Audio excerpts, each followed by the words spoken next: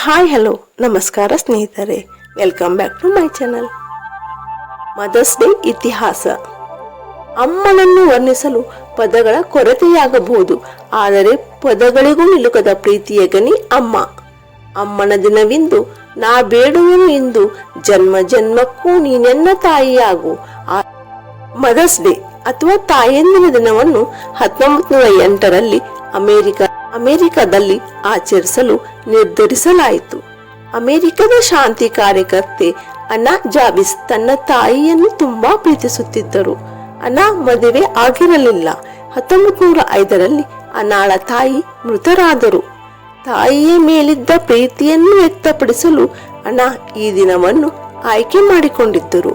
ಅವರು ಈ ದಿನವನ್ನು ತಾಯಂದಿರ ದಿನವಾಗಿ ಆಚರಿಸಲು ಆರಂಭಿಸಿದರು.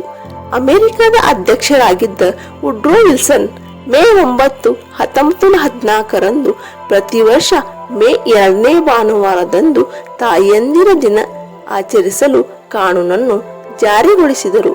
ಈ ಕಾನೂನು ಜಾರಿಯಾದ ನಂತರ ಹಲವು ದೇಶಗಳಲ್ಲಿ ಮೇ ತಿಂಗಳ 2ನೇ ಭಾನುವಾರ ತಾಯಂದಿರ ದಿನವನ್ನು ಆಚರಿಸಲಾಗುತ್ತದೆ.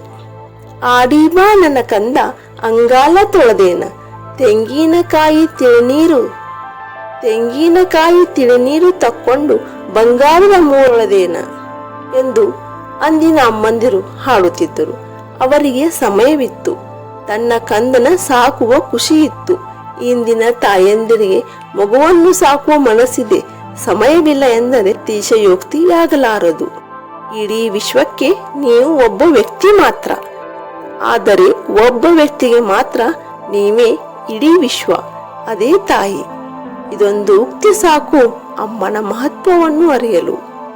ಮಗು ಹುಟ್ಟುವ ಸಂದರ್ಭವನ್ನು ಅಮೃತಗಳಿಗೆ ಎಂದು ಹೇಳುತ್ತಾರೆ. ತಾಯಿಗೆ ಅದು ಅಸ್ಮರಣೀಯ ಕ್ಷಣ.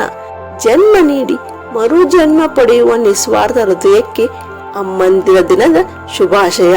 ನಮ್ಮನ್ನೆಲ್ಲ ಕಣ್ಣರಪ್ಪೆಯಂತೆ ಸಲುಹಿ ಹೃದಯದಲ್ಲಿ ಬೆಚ್ಚಗೆ ಇಟ್ಟು ತಮ್ಮ ಉಸಿರು ಇರುವವರೆಗೂ ಕಾಳಜಿ ಮಾಡುವ ಬರೀ ನಿಷ್ಕಲ್ಮಶ ಪ್ರೀತಿಯನ್ನೇ ದಾರೆ ಎರೆಯುವ ಕರುಣಾಮೂರ್ತಿ ಅಮ್ಮ. ಮಾತೃ ಹೃದಯವೇ ಅಂತದ್ದು. ಎಲ್ಲ ಕಡೆಯೂ ಇರಲಾಗದೆ ದೇವರು ಅಮ್ಮನೆಂಬ ಜೀವವನ್ನು ಸೃಷ್ಟಿಸಿದನಂತೆ. ಭೂಮಿ ಮೇಲಿನ ನಿಷ್ಕಲ್ಮಶ ಪ್ರೀತಿ ಹಂಚುವ ಸಹೃದಯಕ್ಕೆ ಜೊತೆಗಾರರಾಗೋಣ. ಅವರ ಸುಖ ದುಃಖ ಆಲಿಸುವ ಮಗುವಿನ ಹೃದಯ ನಮ್ಮದಾಗಲಿ. ಆ ಮೂಲಕ ಅಮ್ಮನ ಬಾಳಲ್ಲಿ ಅನುದಿನವೂ ಖುಷಿ ತುಂಬಿರಲಿ. ಎಲ್ಲ ಅಮ್ಮಂದಿರಿಗೂ ವಿಶ್ವ ಅಮ್ಮಂದಿರ ದಿನದ ಶುಭಾಶಯಗಳು. ಕೇಳಿದ್ದಕ್ಕಾಗಿ ಧನ್ಯವಾದಗಳು.